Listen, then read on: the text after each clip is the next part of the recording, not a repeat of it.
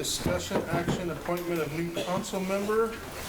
We have 3 members remaining that volunteer, or 3 citizens remaining that volunteered to fill out the remainder of my term. Corinne Janovic, Tyler Saney, and Calvin Fluke. And I would like to nominate Corinne Janovic, if the council would approve.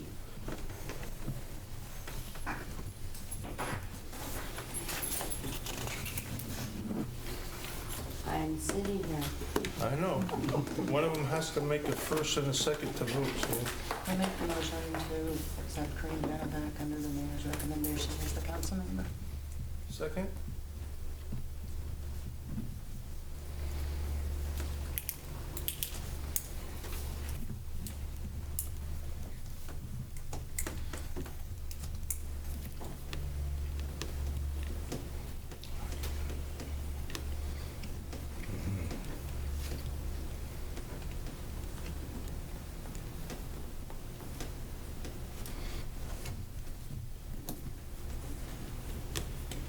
May I have a second so we can vote, please?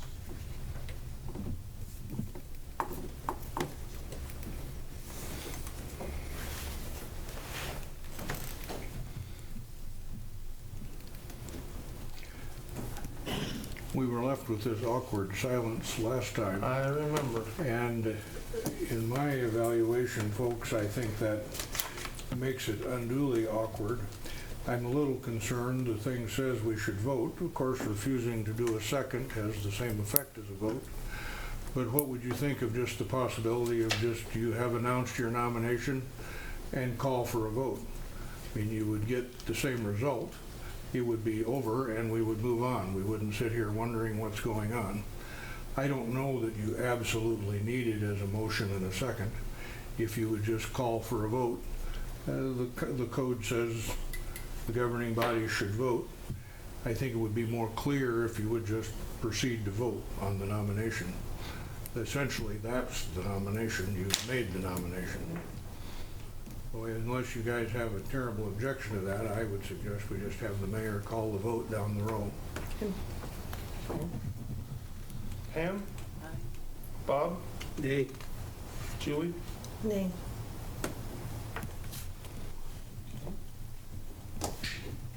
And I will nominate Calvin Fluke. Voting Pam? Nay. What'd she say? Nay. Bob? Nay. Julie? Name. And I nominate our final candidate, Tyler Saney. Pam? Nay. Bob? Aye.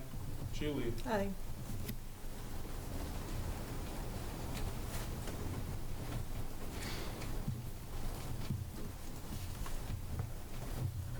That's a 2-to-1 vote. Well, clearly with the existing council being what it is, that's a majority vote. Please come forward, Tyler, for the oath of office.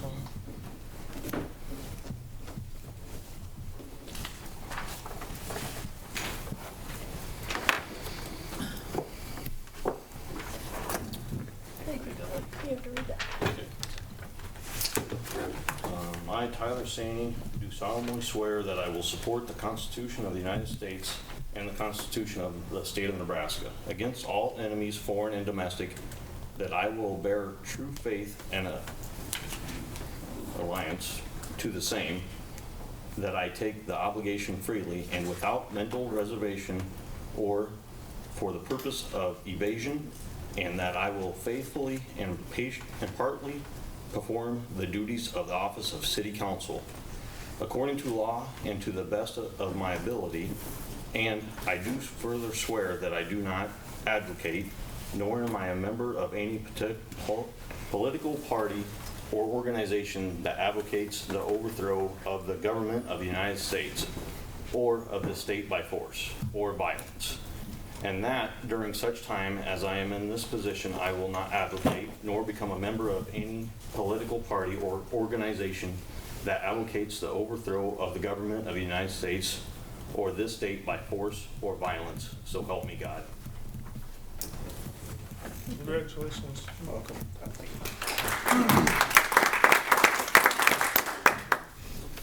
Item 3, public hearing, 7:30 PM, budget hearing, fiscal year 2019 to 2020. Discussion, action, approval, budget hearing first, public hearing, so. This is where you get to speak, the public. In front of you, you will see the state forms that you have for the state of Nebraska city-village budget. And the couple things that need to be pointed out, at least for this first part, is the property taxes for non-bond purposes, and you've seen these before, $233,927.95.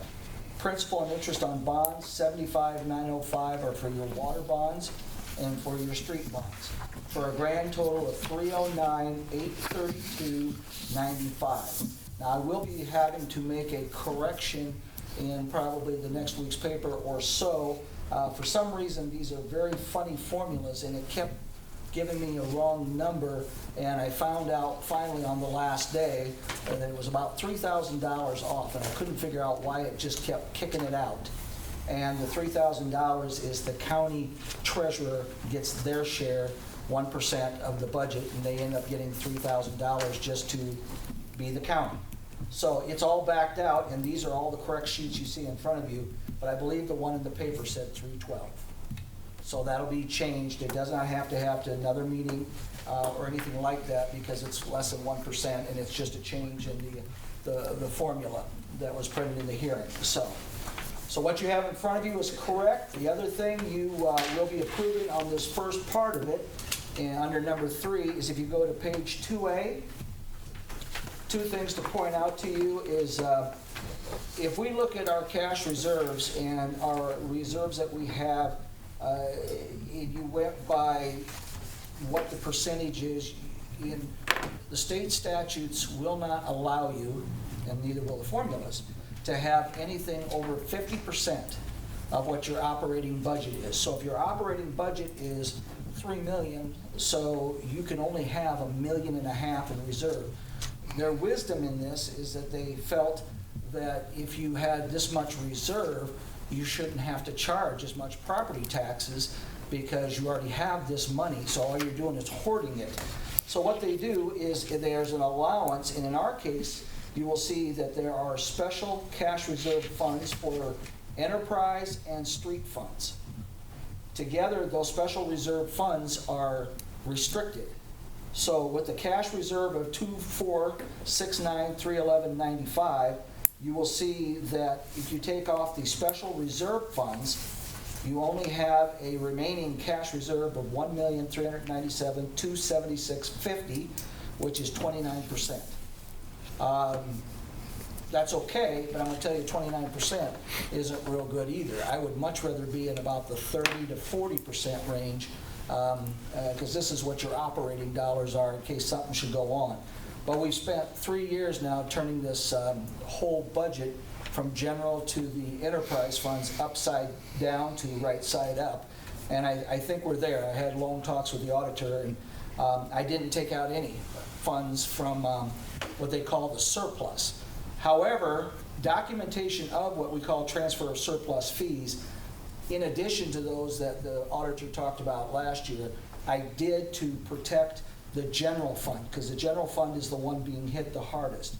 So on the right side, you'll see the water transfer of $125,000 into general, transfer from sewer, $25,000 into general, and solid waste, $25,000 into a general, for a grand total of $175,000 to turn and make sure that the general fund is right side up. Otherwise, you don't have enough money to pay for library, police, parks, pool, and those things. So it is right side up, and that's where the transfers are. And I believe, you can look at the next sheet a little bit, but there really isn't a whole lot more to see that you haven't already seen. It's some of the numbers. The numbers up above, you'll see some larger numbers. It would be to keep in mind, we work with right around a $5 million budget, but we're also including the manor into these numbers. So when you include those manor numbers in there, it inflates it a little bit. We operate about a $3 million budget, and then theirs is about a 2. So that's all for your first part on 3 for the public hearing. It would be just whether there's any questions or anything that I can answer. Any questions from the audience or citizens of the community? So like Corinne, when you were asking me, this is where each year those transfers that you were Yeah. studying, and Yeah. now in the light of that, those 175 have to go out. Yep. They better show going into general, otherwise there's not that balance, so. Yeah, good. It looks like you're better off than you were last year. I think so. It's still, we've got some things we need to do in October with the water and sewer that we've been talking about for a while. There's the one addition, and I think it did help a little bit too, but we actually did put the economic development fund under general, that one extra fund, and that was like 22,000 or something like that. So that'll be part of that transfer fund to allow us to have that money to pay Susan, to keep her going and keep her writing the grants and getting us the disaster stuff. And That was a good move to make it. I think it was. It might have maybe been something that we may have should have looked at years ago, but didn't, because we had other, it was a different way of looking at economic development before Susan. So that's all I have, Mr. Mayor, at least on 3. Right. Last call from the audience for a public hearing on number 3. I got a question. Oh. Yeah. So Mike, if we do increase rates, does that affect the budget at all? I mean, is it? No, there's a If you have more presumption. money, does that throw anything off, or is it Nope. just like, There's a presumption in here, rates will go up okay, in the water and sewer. They have to, in fact, water has to, otherwise it'll be upside down. okay. Need a motion to close the public hearing? I'll make a motion to close the public hearing. Second? I'll second. Second. Voting Tyler? Aye. Pam? Aye. Julie? Aye. Bob? Aye. Any discussion, action, approval of fiscal year 2019 to 2020 budget? Make a motion to approve the fiscal year 2019 to 2020 budget. Second? I'll second. Second. Tyler? Aye. Bob? Aye. Julie? Aye. Pam? Aye. Discussion, motion passes. Discussion, action, approval of money transfers. I'll make a motion to approve the money transfers. Second? I'll second it. Second. Pam? Aye. Bob? Aye. Julie? Aye. Tyler? Aye. Passes. Item number 4, public hearing, 7:45 PM, property tax request. So I'm a minute and a half early. Yeah, you are. For this public hearing, just to understand, is the property tax across the state allows 2% that can be increased to 3%, and that's always there each year as a, more or less, a safety margin. It's just basically allowing the municipality to stay there, and all municipalities, with very few exceptions that I know of, always have this. You don't have to use it, but it's always there in case you need it down the road. So we usually ask for the additional 1%. The other part is Resolution 588, and that is prepared basically, and that has to be in the submission to the auditor, is a resolution by the governing body of not only the, you'll look below, the tax request, what it's set at, how much is from the general levy, and of the total amount, what's being used for bond payments. We're at the 50-cent levy and have been. We actually increased it to 66. It did not, the monies did not go up. We didn't have a valuation to go up either. So our 66 cents remains the same as it was last year. There has not been any increase other than maybe that $1,000 on the valuation that the county gave us. So that's just something to keep in mind. The resolution's in front of you, and the 1% additional request. Public hearing, now, yes, now it is 7:45. Anyone wishing to speak for or against? When was the last time that 1% was actually used or requested or whatever?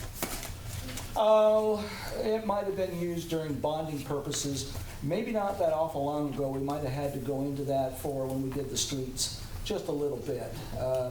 You know, it's there as a cushion, it's not, the money there, the request is there, but it's not to be able to sit there and use it. It's more or less to allow you, if you don't, you're gonna go back after, probably down the road, I'd probably have to amend the budget in December or January, just to be careful, just to be, you know, just in case.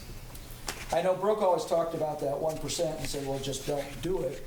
And that's just, you know, I mean, it's like, what would be the best way to say it? It's like cutting your hand off to save your finger. You know, you don't have to do that. You try to sit there and make sure that it's there for the municipal budget and it's an allowance. The state allows you to do. Am I correct that if you don't request it and use it one year, then you cannot request it the next year? Typically, probably not, but what you do see is like on the levies, and a whole different subject. Brooke used to say, well, why do we do property tax at all?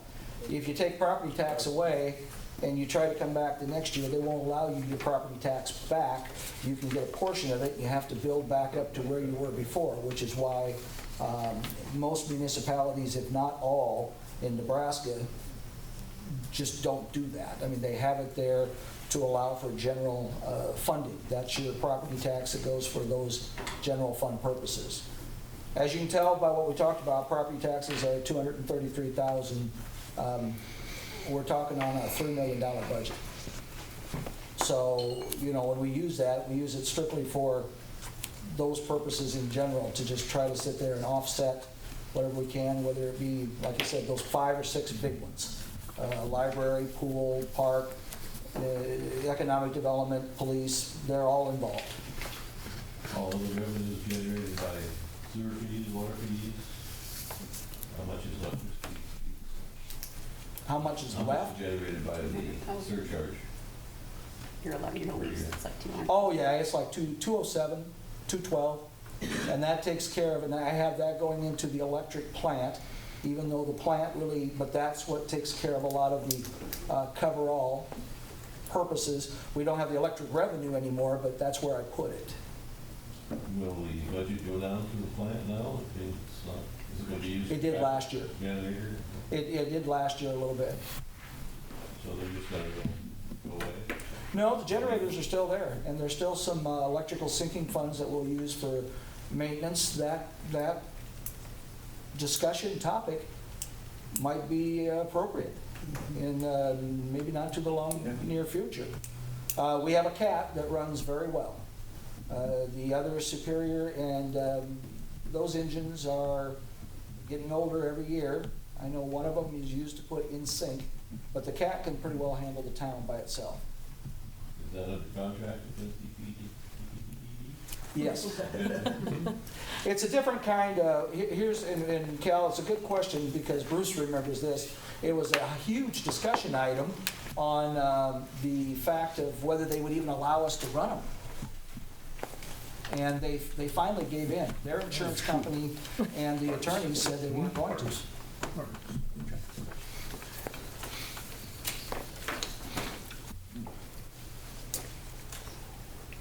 Any other questions? Any other questions from the public? Do you see that fee changing at all? Or has it changed, I guess, from last year, that electric fee that gets added onto the? Not right now. I've still got it at the same percentage. That was the question, is whether that was enough when we were doing it, and I watched it very closely, and it was spot on. Now, in the future, I mean, this year we're okay, but in the future, if I need to look at it, that's another source of revenue, along with some sales tax coming up and some other things, but one step at a time. I was just curious. I hadn't really seen the budget, so I just thought I'd ask. Yep, no, I left it alone, left it the same. Hey, Mike, is that a set fee or is that like a percentage? It's a percentage of, and I believe it's at 14, 16, is that what it's at? 16%, and it comes back, you'll see it on your bill as the lease payment, and it basically, what I looked at was what would be the margin when we had our electric, and we would make revenues of 1.7 million, for example, but our expenditures were 1.5 million. So I knew that that was about 200,000, give or take, and I tried to figure out where that would be exactly. So that's what I based the lease fee off of, and it was almost spot on.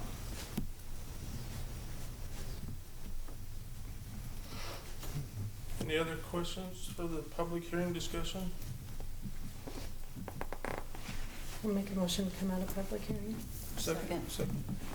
Tyler? Aye. Bob? Aye. Julie? Pam? Aye. Discussion action, approval of resolution number 588 for property tax request. I'll make a motion to approve resolution number 588 for the property tax request. Second? I'll second. Second. Julie? Aye. Pam? Aye. Tyler? Aye. Bob? Aye. Motion passes. Discussion action to increase restricted funds authority by an additional 1%. I'll make a motion to increase the restricted funds by authority by the additional 1%. Second? Second. Second. Bob? Aye. Pam? Aye. Julie? Aye. Tyler? Aye. Motion passes. Number 5, discussion action, resolution number 590, updates to authorize signatures on city bank accounts. Courtney has these, they'll be coming down. There were 2 or 3 things the bank asked to do after we started talking to them about this bill paying authority that was passed a month ago. And this needed done, get the names updated on the accounts. They also submitted to us an indemnity agreement to hold Midwest Bank harmless against any claims regarding 2 signatures being required. That seems a bit of annoyance, but basically the bank's saying we aren't really going to watch. So it's up to the city to just make sure you're going to keep track of your 2 signatures on all your stuff.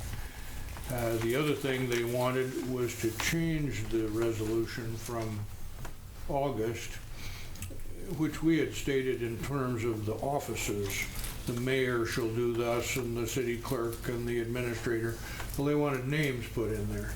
And I suggested to Courtney, I don't think we want to do that. We want to leave that resolution as an ongoing device to save the day. The one that we did last month. Yeah, if we ever right, have a right, crisis, yeah. right. If they want some proof as to who is currently holding what office, I guess we can give it to them. But we don't want to put it in that resolution, that's going to change. So those 2 things will be done on the side, but the list you have is the update to get all the signature cards right. Sure.